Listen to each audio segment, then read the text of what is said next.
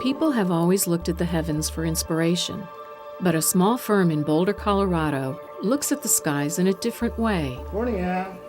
For over 25 years, Stratton Park Engineering Company, or SPEC Incorporated, has been creating innovative instrumentation to help collect and validate atmospheric research data.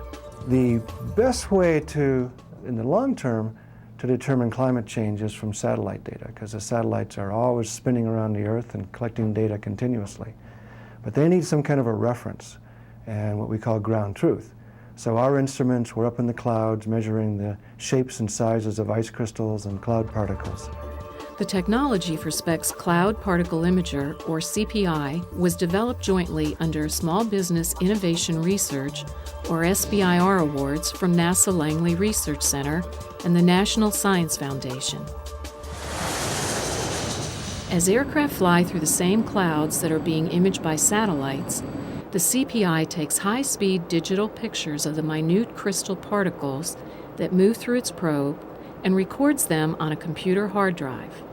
The characteristics of the particles can determine whether sunlight gets through the clouds and warms the Earth's surface, or if it bounces off and cools the Earth.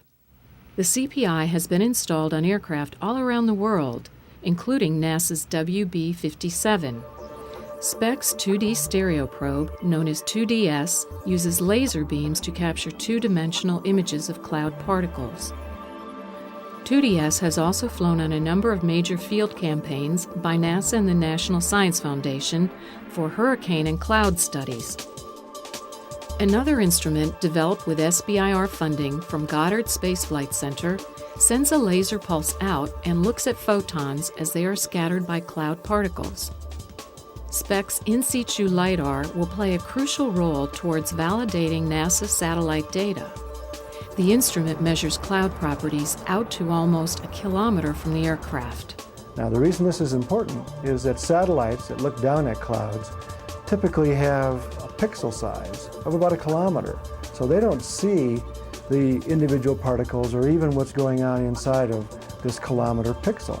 So what we do now is we measure the properties of the entire kilometer. We get average properties.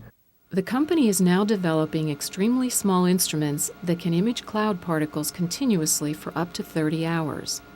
This makes them suitable to fly on unmanned aerial vehicles, or UAVs. UAVs can gather data from places where typical manned aircraft can't fly, and many scientists see these aircraft playing a large role in the future of atmospheric research. We are developing a sensor under the NASA Wallops SBIR program to be installed on very small UAVs. We call this a micro CPI. And again, like the CPI, it measures the properties of ice crystals and water droplets, records the data on board the small UAV, and also telemeters it back to users on the ground. SPEC's ultimate goal is to help researchers better understand what's going on inside the clouds and improve predictions of the Earth's climate, an understanding that benefits us all.